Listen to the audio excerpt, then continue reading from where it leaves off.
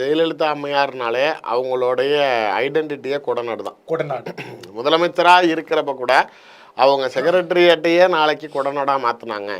உடம்பு முடியாமல் இருக்கிறப்ப நாளைக்கு அவங்களுக்கு தேவையான அவ்வளோ மருத்துவ உபகரணங்களும் நாளைக்கு கொடநாட்டில் ஒரு மருத்துவர் ஒரு ஹாஸ்பிட்டலில் என்னென்ன ஃபெசிலிட்டி இருக்குமோ அவ்வளோத்தையும் கொடநாட்டிலே வச்சு அங்கேயே தான் இருப்பாங்களே தவிர அவங்க இங்கே வரவே மாட்டாங்க. எனக்கு தெரிஞ்சு அந்த சமயத்துலலாம் எல்லா ஐஏஎஸ் ஐபிஎஸ்ஸுமே ரெகுலராக சென்னை டு கோயம்புத்தூர் ஃப்ளைட்டு, கோயம்புத்தூர்லேருந்து பை ரோடு ஊட்டி போய் அங்கே தான் சிஎம் பார்க்க முடியும், வேறு எங்கேயுமே பார்க்க முடியாதுங்கிற மாதிரி அந்த அம்மா ரொம்ப விரும்பி வாழ்ந்த இடம், அவங்களுக்கு மனதுக்கு பிடித்த இடம்ங்கிறது அதுதான். நீங்கள் உங்களுக்கு தெரிஞ்சு ஜெயலலிதாவுக்கிட்ட இருக்கிற பணத்துக்கு அவங்களால நாளைக்கு எந்த வெளிநாடுகளில் வேணாலும் வீடு வாங்க முடியும், இடம் வாங்க முடியும், சொத்து வாங்க முடியும்.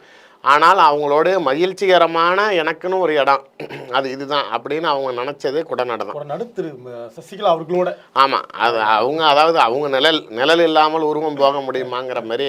பட் தனிப்பட்ட முறையில் அங்கே இருக்கக்கூடிய அங்கே இடங்கள் வாங்கப்பட்டதுமே மிரட்டி பல பேரிடம் வாங்கப்பட்டது. ஆனால் பொதுவாகவே சொல்கிறது கொடநாடு அப்படிங்கிறது நம்ம நினைக்கிற ஒரு சின்ன கிராமம் இல்லை ஒரு 100 ஏக்கர் டீ எஸ்டேட்டுக்குள்ளார ஒரு ஃபார்ம் ஹவுஸ்ன்னு. ஆக்சுவலாக கொடநாட்டில் இந்த அம்மாவோட மொத்த இடம் மட்டுமே 3 மலை.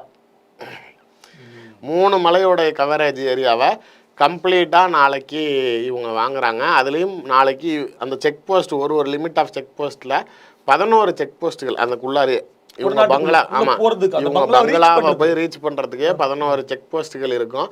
நீங்கள் அப்போல்லாம் நாளைக்கு கோயம்புத்தூர்லேருந்து ஏர்போர்ட்டில் இறங்கி கொடநாடு போகிற வரைக்கும் மக்கள் வந்து வரிசையில் நிற்பாங்க. ஆனால் இந்த அம்மாவுக்கு ஹெலிகாப்டர் இல்லாமல் பயணிக்க முடியாது. ஊட்டி மலை பகுதிகளில் இந்த மாதிரி ஹெலிகாப்டர்கள் பயன்படுத்த முடியாது. மிஸ்ட்டு திடீர்னு அதிகமாயிரும், லேண்டிங் ப்ராப்ளம் வரும். இப்போ கூட முப்படை தளபதிகள் மீரர் அப்படி தான் ஊட்டிக்கு போகிறேன்னு தானே அது அந்த ஃப்ளைட்டு கிராஷ் ஆச்சு. ஸோ இந்த மாதிரி ரிஸ்க் எடுக்காமல் அந்த அம்மா எப்பயுமே பை ரோடு தான் எடுப்பாங்க. அப்போ அங்கே இருக்கக்கூடிய பரபரப்பான சூழ்நிலைகளை மக்கள் மத்தியில் நாளைக்கு ஜெயலலிதா அவர்கள் கொடநாடு போகிறதோ இல்லை திரும்பி வரதையோ பெரிய திருவிழா மாதிரி அங்கே இருக்கக்கூடிய மக்கள் கொண்டாடுறதோ அங்கே இருக்கிற எல்லாருக்குமே இந்த ஊர் மக்களுக்கு நலத்திட்டங்களாக இருக்கட்டும், ஏதாவது கோயில் திருவிழாவாக இருக்கட்டும் கேட்காம கொள்ளாமல் இவங்க பணம் கொடுப்பாங்களாம்.